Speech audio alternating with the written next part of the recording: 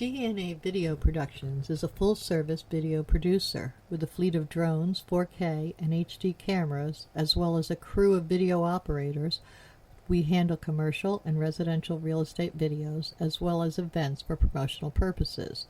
We create book trailers, both live-action and running stills, music videos, and website videos. We also film series shorts for online distribution and are currently involved in filming a political parody. We specialize in low-cost movie making. Call DNA Video Productions at 941-748-6865 or visit our website at www.dnavideoproductions.com.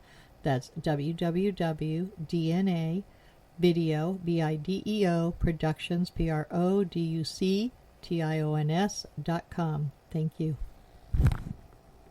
Our sponsor this month is Published, an affiliate of Village Voices.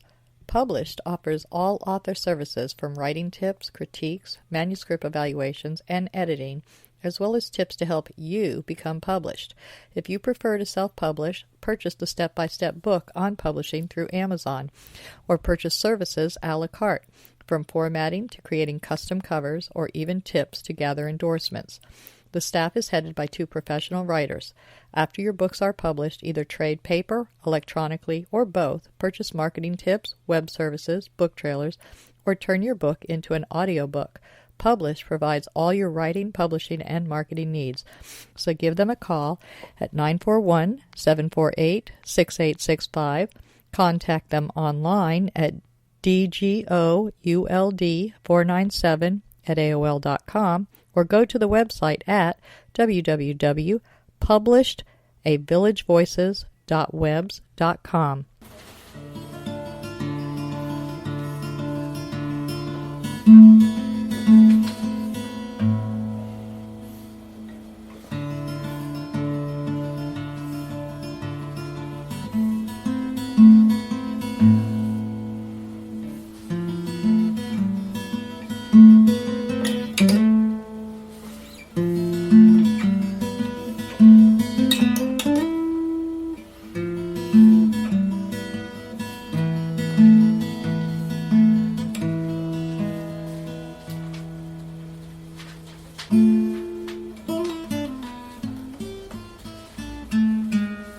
Welcome to Culture Coast. The intro you just heard was by Al Musitano, and today we are talking to 2 entrepreneurs of a new art in the village. It is called a Village Aloft, and they are performance art. There you go. That's beautiful. Thank you, Kyle. We're with Kyle and Terry. Terrence? Terrence. T.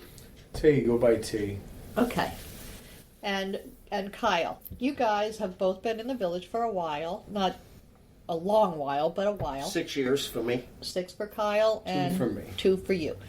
And somehow you came up with this most unusual idea. So tell me, how did it come about that you became performance artist entrepreneurs?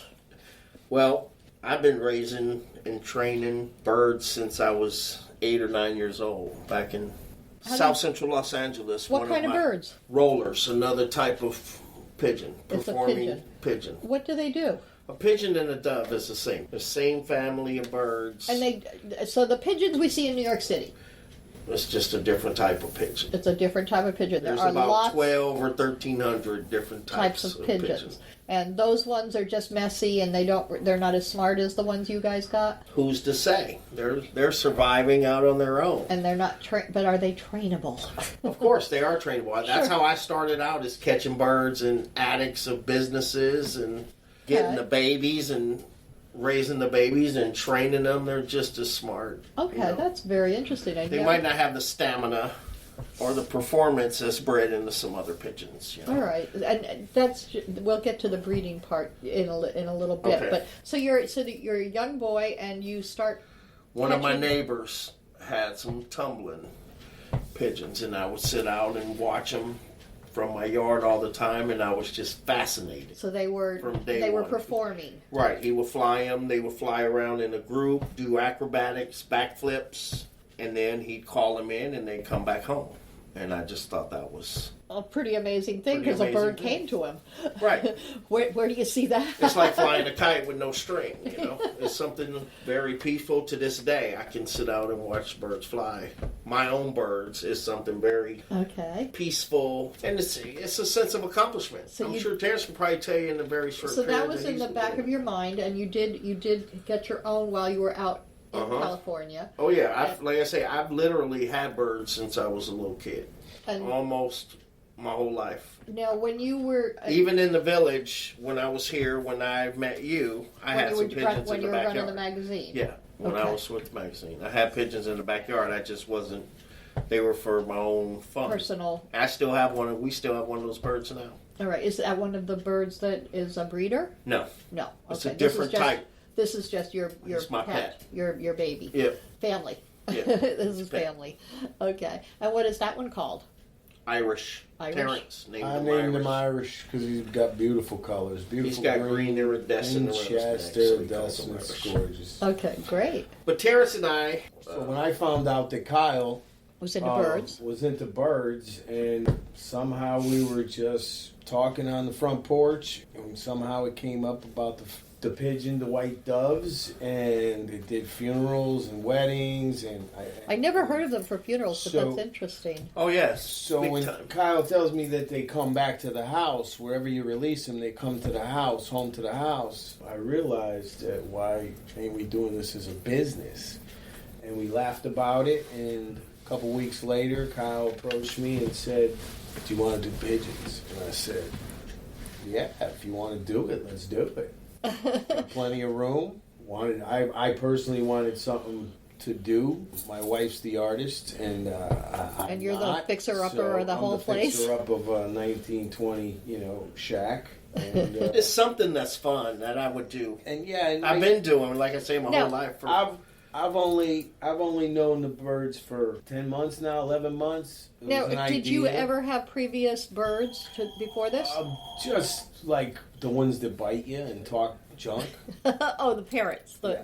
Didn't care for bite that. you and Didn't care for that. That's a cute way of putting it. Bite Oh. you and talk junk. But yeah, but Okay. the pigeon, in the 10 months short period that I've been with them, Yeah, they I've don't just bite. I Fallen in learned love, that myself. Fallen in No. love with them, and everything that Kyle's taught me, he's spot on, man. I really Spot on. expected when I picked that one up it was going to bite me since it was probably injured, and nope, not at all. Just was sweet as heck when Donna I picked her rescued up. one of our birds. It was awesome. that's right. Accidentally. Very cool. Accidentally, but That's it was not accidental. That was a blessing. It was like, oh, the kitties want that bird. No, no, no. Anyway, that's how I found out about y'all and your business. So, you decided you're going to raise these birds. Who's training them? Both of you? Yes. So you've taught him what he needs to do to train the birds. It's now, an what ongoing is process, but involved? yes. What is involved in training the birds to come home? Number one. Well, first of all, you got to give them a good place to come to. You got to give them good conditions, a good dry. And they have to become familiar with it. Yeah. They'll naturally, if they like it, they'll become familiar with it naturally, just like you in your house. No matter where you are, you know how to get home. You'll find a way. That's how I look at it. Okay. They want to come home. That's where they live. That's their family. That's where they're going to And when go. one is relocated from some other place, does it take a little while to Yes, get them absolutely. comfortable? Sometimes you can never rehome them. Some birds you can never rehome. When I was a kid, I had a bird I probably sold 20 times. And he always came back. No matter who I sold him to, he'd show up a year later. Did you have to give them their money back? No. No. But that's true. I had one bird that over a 5-10 year Just period, didn't want to lose Dad. he always came back. Yeah. So how long do the birds tend to live? 15 years. About 15 years. And how long does it take to breed them? Because I know you all are breeding them too. They breed very fast. Very quickly. Their eggs hatch faster than any other bird. 17 days. And how many do they usually hatch Two. at a time? Just two? Two. And is the So a mortality pair, rate good? oh yeah, a pair of doves will produce 2 offspring every 6 weeks. So If how you long keep would them it breeding take to get up to a continuously. good flock? And does that hurt the bird if she keeps breeding like that? Or Yeah. Okay, so she shouldn't breed quite that I often. only breed for half the year. Okay. And then I split them up. So she takes a break. Right. Because otherwise it's a little bit, whoa! Right. They have personalities. They have character about them. They're very amusing to watch. How many breeding pairs do you have? About 6. About 6 breeding pairs. And how big is your flock generally? I know you have to keep filling it in. We're flying right now about 35 birds. So you have about 35 right now. And some of those, the breeders, you don't fly, right? Hardly. Occasionally I'll let them fly. Just because... Between, just to get some exercise if they're not on eggs or babies. Right. I'll throw them in with the other birds and let them out. Let them exercise. Fly free, little bird, fly free. And they always come home. Of course, because, hey, that's where they want to be. It's an age-old tradition. The releasing of white doves is... I always think of peace. Absolutely. Around the world, it means different things in every culture, and they're all on that level. Yes, peace and Peace, love, prosperity. All right, so Good cultures luck. around the world love white doves. Just about every culture. And these, what kind exactly? I know yours are, you put bands on them once they're adults, right? They're actually rock doves is the actual type of birds. And they're all part of the, you have a American pigeon thing that you've got them all marked with, right? Well, I have my identification bands. Right. But a pigeon, like I said, a pigeon and a dove is the same thing. It's just a dove is a German word and pigeon is a French word. Right, but what I'm saying is there's this whole category, they are kept, when you have them and you put a tag on them, Yep. that is registered somewhere, is it not? No. Oh, really? No. Because they told me if I called this number on the internet, it said if I called this number, I could find out who owned the Some bird. people do that. Different people identify. I just keep my name and my number, which I've always done. On the bird? On my bird. I didn't get that close. When I picked it That up... bird that you got wasn't a bird that I bred. Those bands have to be put on the bird when they're a baby, and they're permanent. They never come off. Okay. I mean, they do have some that clip on and off. But the bird that you caught wasn't a bird that I bred. It was a bird that I acquired. Okay. So it didn't have my band on it. All right. She had two bands on, one on each leg. Right. I was like, ooh. And we do that for identification also. Different I color was waiting bands. for somebody to wake up so that I could hold her and they could read what was on the bands because I had no idea what to do with her. And then all of a sudden, I saw your Facebook page of Village Aloft, and I went, well, I'll be darned. Look at that. They have white doves. I wonder if this is theirs. Right next door. It was like fate. It was within 30 minutes of me finding her. There you were. It was like, this is definitely karma. Yeah, we've been really lucky that we've lost very few birds. Even with that hawk sitting out here. We've lost a couple to the hawk, but more... He's been here a long, long time. I think even before you had your pigeons. Well, and they only... Hawks, too, are seasonal with the birds. The same in California. You don't deal with them for most of the year, but there's a few months out of the year when they're attracted to birds. All right. What do they do the rest of the year? They go for vermin, squirrels, rats, lizards. It might have just been an easy hit, too, Well, because they were coming home from... It has something to do release. with them breeding, is what they feed their babies. And I know that you have few resident hawks that are going to be here, but certain times of year when it gets cold up north, it drives them Down here. down here, and they're everywhere. Yeah. Just like I said, I dealt with the same problem in California. With the snowbirds. Yeah, That's where we got the term from, right? Yeah, in the summer we didn't lose hardly any and birds. occasionally when the hawk did show up, our birds outrun them. Very good. It has to be a smart hawk and ambush them.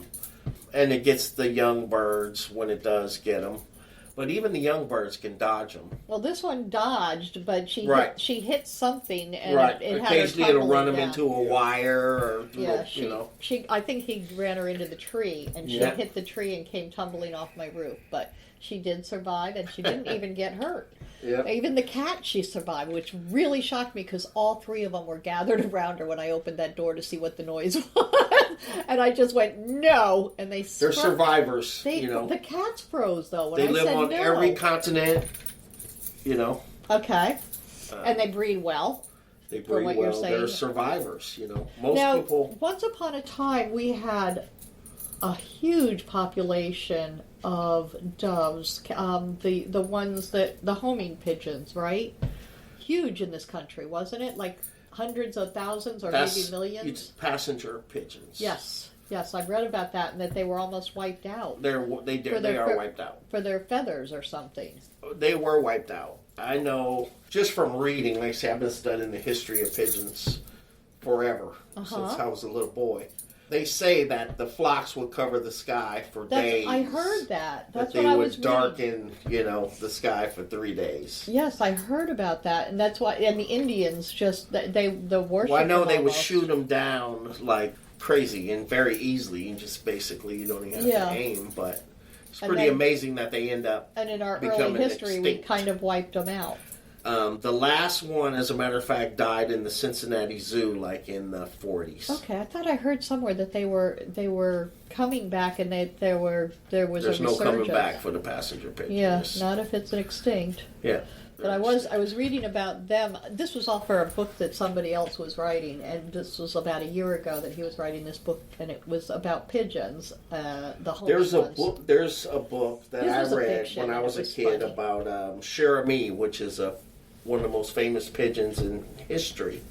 In World War I and World War II, messengers. Of course, every plane carried pigeons, and they would go out and confiscate the best birds in the country for the war effort. But the problem there is, how do they know where to go when they return? They have mobile. How do they know? You can train That's the them. magic. How do they know? That is the magic. You can train them. When most of our birds that we acquired were only a month old, a month and a half old when we got them. So it's when they first fly that they know that this is home. But if it's a mobile, They're easy. I mean, we've got other birds. I believe that if you give birds good conditions, you can home them. That's it. That is so interesting. If you that give they them were good able dry to do conditions, it's amazing. It is. I'll tell you, one of the most amazing things. As long as I've been raising birds, I had a bird that I never let out the coop. It was just a breeder. Never let her out ever. And I moved 35 miles away. And when I moved, she got out.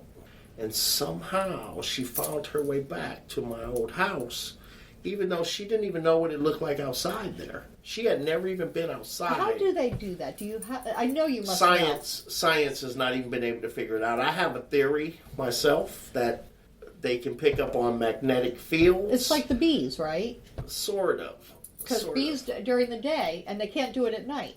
Well, they just can't see at night. As the pigeons, there's so many obstacles because they can't fly at night. There's an artist in New York that's doing this big public art exhibit where he's putting light on 1,000 pigeons and flying them around the shipyard. Okay. They can't fly at night. The problem is there's obstacles. They can't see a wire or certain things. So it's dangerous. So they prefer not to. They prefer not to. And they can't see the enemy birds that might be after them or whatever. Right. Or so they prefer to camp. Now, is it illegal for people to shoot pigeons that are flying? I don't know.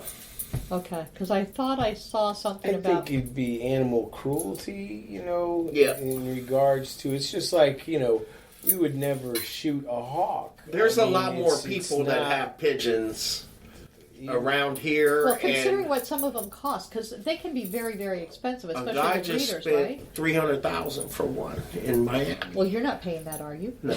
Yeah. We're getting paid that for The racing capital of the country is Spring Hill, Florida, where those guys are heavy into birds, and they're $1,000 a piece, thousands of dollars. They're average. Now that's a different kind of pigeon than you've got. No. Just a little bit. No, the same thing. It's the same type of bird, except their birds are champion birds. Okay, they've been bred for their quickness. We're both guys, but he's an Olympian. Yes, you know what I mean? He can run. Those He's birds can fly 90 miles an hour. It's like Secretariat. Exactly. It's your fast horse. I met Secretariat. Oh, did you? That's so cool.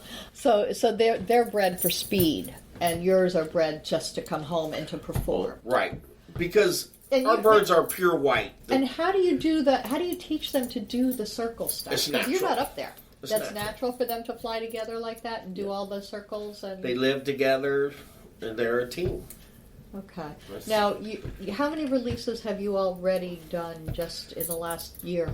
Just a few, 4 or 5. Yeah, we actually just started this, and we're still a month ago, 2 months ago. Right. And, we the Blues Festival in December. That was a big one. That was so cool. That was like the kickoff of the business. A Village Aloft finally got. Village Aloft got established. We never thought we'd be this far this quick. Yeah. Anyway, we started in April. This was an idea 10 months ago.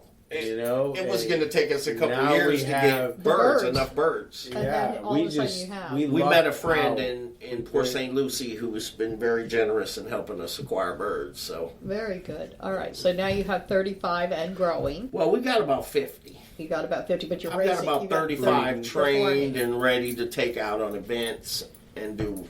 So, what kind of events? How do you promote that? How do you get that word out that that's what you're doing? Word of mouth.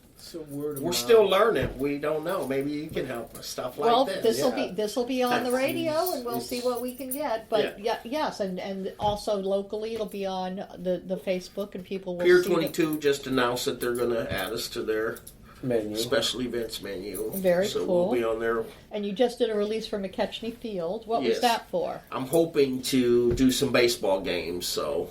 And maybe if they do concerts, you could do concerts and stuff. Of course, but I really would like to do some Pirates games. And weddings. And weddings, absolutely. The funerals. Now, how much, if it's, eventually you're going to have a much bigger group, what would people have to expect to pay for an event like this if they wanted you for Well, right now, if I was to do a release, of 30 birds, you'd be looking at about $300. That's very inexpensive for a wedding or something. And it's beautiful.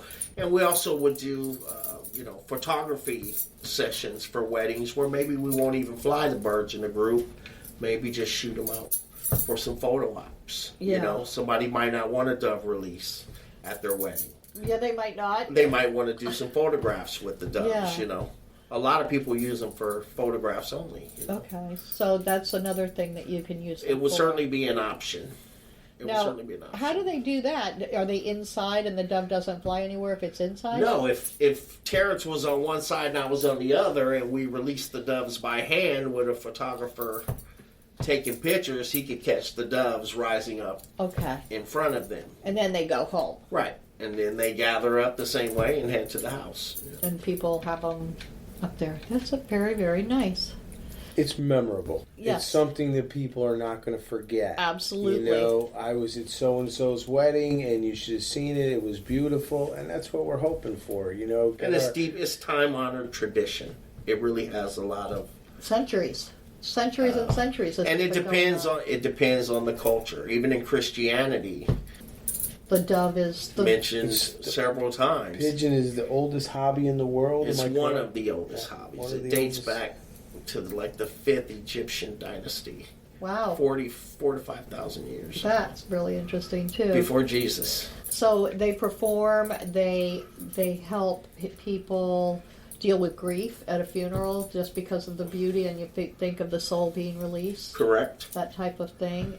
They're considered lovebirds. Most people look at them right. with love, in some European cultures, it was a promise for the groom to release the doves. And it was a promise that he would take care of the bride. Cherish, yeah. In Chinese culture, it means something different. It means peace and prosperity, Which is always good for a couple. In every culture, it means something beautiful and wonderful, but it does have different meanings. Every culture puts their twist. Right, has a sort of... because they're not predators. They've never been... symbolism of goodwill. Yes. Behind white doves. And gentleness, because as you said, they don't even attack when they're the international symbol of peace in every language. And even the pigeons that people walk around and get so mad at it, all those in the cities and stuff, you can kick at them, but they don't fight back, ever. No. They just fly away, flutter away. They follow man throughout history because they're intelligent. And then they coo. I love the mourning doves, cooing. It's so beautiful in the morning. It's gentle and peaceful. It is. Everything you think It's a about fascinating hobby. It is like I say, I've never had anything that stuck with me like that my whole life. It's Now, something I how just long? love. How long does it take to care for 50 pigeons every day? I know both of you are working together on it, but you got to feed them and clean their cages and tend to them and make them love that place so they always come home. It's not well. Every day there's at least a 30-minute feeding cycle. Okay. But then you have That's not other, terrible. weekly cleanings and scrapings. It takes some work Baths, to keep them clean yeah. and white. All right. Baths, checkups. Not much more than a dog, though. A dog you're going to have to walk 10 times a Right. day. Much easier. 5. Much easier. Easier Much than a easier dog. but you're looking at one dog, not 50 birds. So Right. it's a little time consuming. It's not as easy as we thought, but it's not. It's a passion. It's easy. It's a Passion, passion, love. and you guys are living It's your like- dream. I've kept 200 myself. You've had up to 200 all by yourself. Wow. It's all in how you build your coops and make them easy to clean, easy to maintain. And make them so they want to come back. Absolutely. And you're not losing too many to our local hawks. No.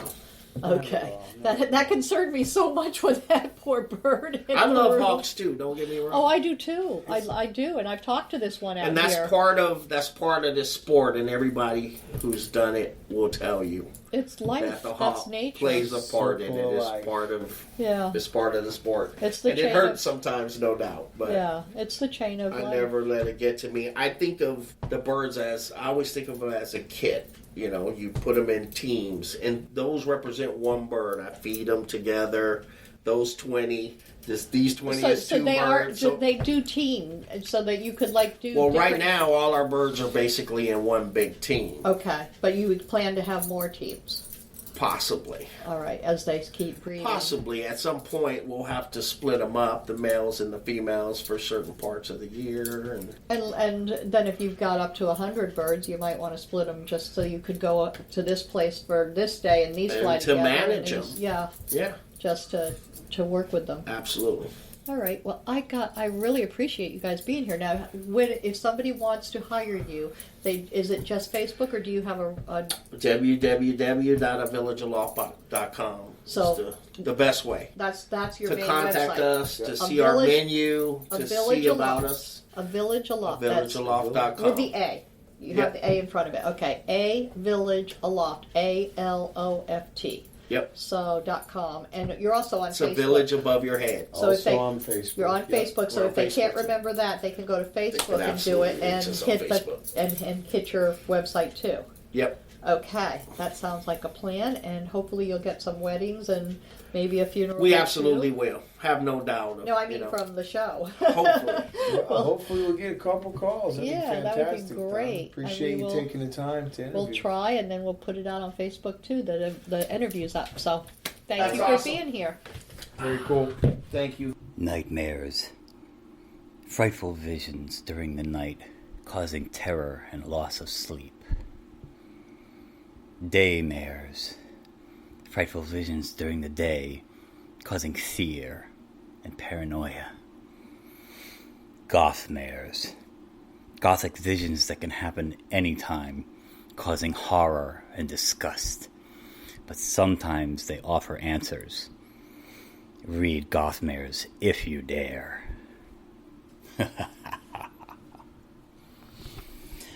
Gothmares, a young adult novel by Al Musitano, available on Amazon and fine bookstores everywhere. Village of the Arts, the largest artist colony in the state of Florida, located on 42 acres, includes artists, homes, galleries, gardens, and restaurants featuring handcrafted gifts, fine art sculptures, painting, photography, enviro art, healing arts, books, mystics, and musical variety. A few of the galleries are unique in their offerings. Village Voices specializes in books and art created exclusively by Florida residents. The Dancing Crane Gallery offers fine art, custom jewelry, and unique innovative art.